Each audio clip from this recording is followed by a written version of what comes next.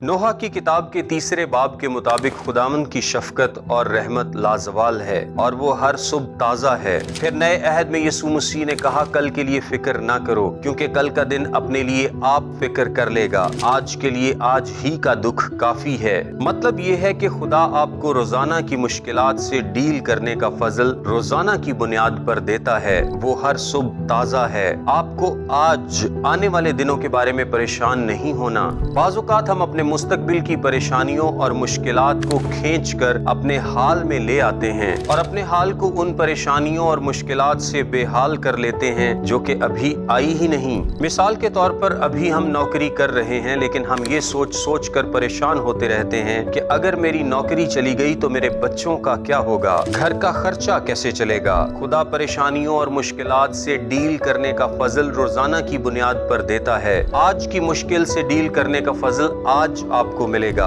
और मुस्तकबिल की परेशानी या मुश्किल से डील करने का फजल आपको तब मिलेगा जब वो आएगी। अगर आपकी नौकरी चली जाएगी तो खुदा आपको फजल भी दे देगा कि तब आपको क्या करने की जरूरत है। आज क्यों इस बात को लेकर परेशान हो। जब हम मुस्तकबिल की मुश्किलात को, जो कि अभी आई भी नहीं और हो सकता है आए भी ना, खींच कर अपने हाल में ले आएंगे तो परेशानी और मुश्किल का खौफ तो आज ही आ जाएगा, लेकिन उससे डील करने का फजल नहीं होगा। वो आपको तभी मिलेगा जब ये मुश्किलात आएंगी। सो बेहतर है कि ऐसी बातों पर सोचकर, जो कि अभी आई ही नहीं, खुद को परेशान ना करें और ना परेशान होकर खुदा का गुनाह करें।